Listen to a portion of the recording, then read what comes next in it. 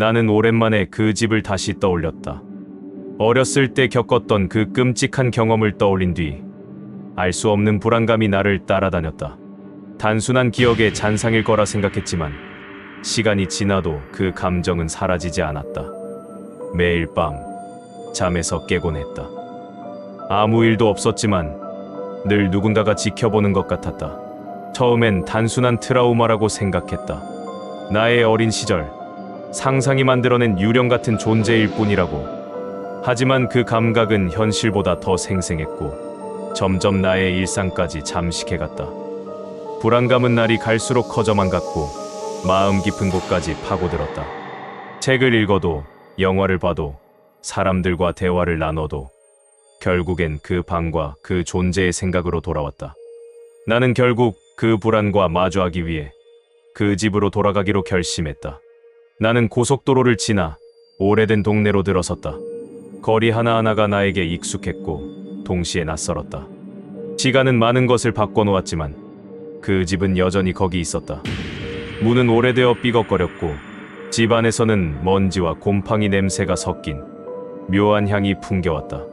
거실, 부엌, 욕실, 모든 것이 어릴 적 기억보다 작게 느껴졌지만 그 방만은 그대로였다. 침대와 작은 창문, 그리고 그 어둠 속에서 느껴졌던 낯선 기운. 창문은 더럽고 뿌옇게 변해 있었지만 나는 그 너머로 방을 바라봤다. 아무도 없었다. 하지만 그 순간 이불이 살짝 들썩였다. 나는 숨을 멈추고 분명히 봤다.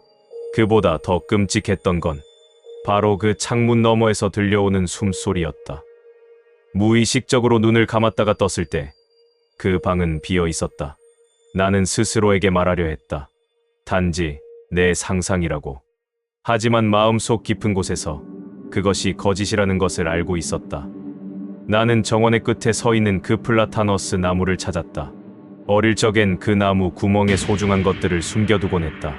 손을 넣어 장난감을 찾으려 했지만 손끝에 느껴진 것은 단단하고 이상한 감촉이었다. 꺼내보니 작은 동물의 뼈였다. 그 순간 숨이 막히는 듯한 공포가 몰려왔다. 나는 조심스럽게 나무에서 내려와 그 뼈를 정원에 묻었다. 아무 말도, 아무 생각도 할 수 없었다. 그저 떠나야겠다는 생각뿐이었다. 나는 차를 몰아 다시 집으로 돌아갔다. 하지만 불안은 사라지지 않았다. 오히려 점점 심해졌고 마치 누군가가 나를 따라오는 것처럼 느껴졌다. 후방 거울을 보며 계속해서 뒤를 돌아봤다. 점점 속도를 올렸다. 집 앞에 도착했을 때 나는 아무 말도 하지 못했다. 그냥 앉아 있었을 뿐이다. 그때 뒷좌석에서 무언가가 내 어깨를 붙잡았다.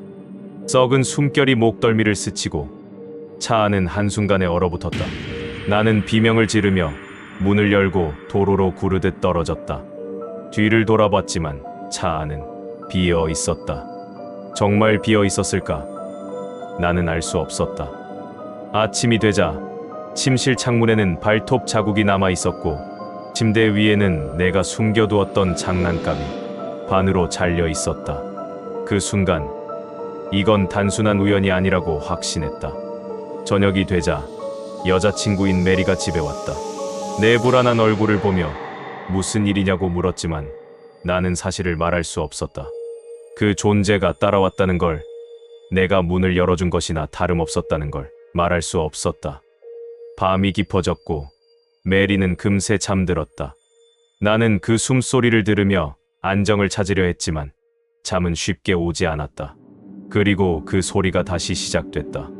중얼거림은 너무 희미해서 처음엔 착각이라 생각했다.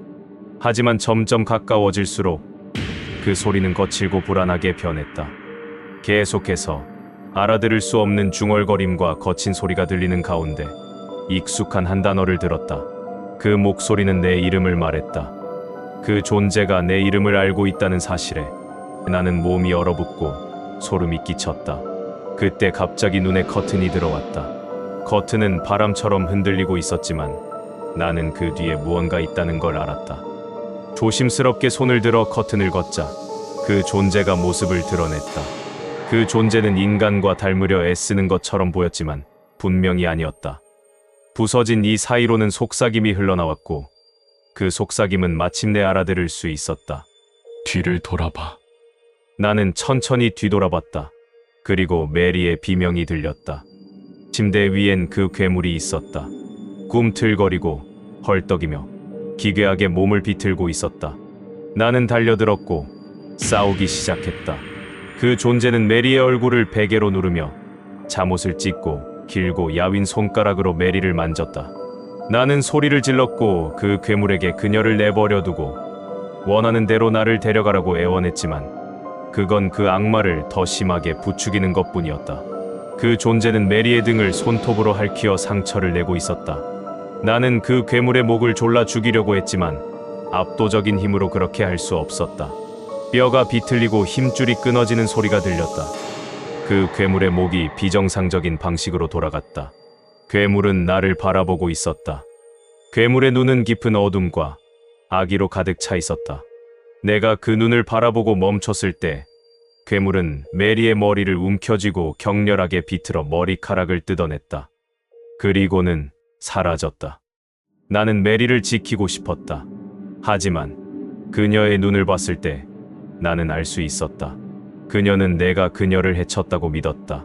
그 배신의 표정은 나를 산산조각 냈다. 그녀는 떠났다.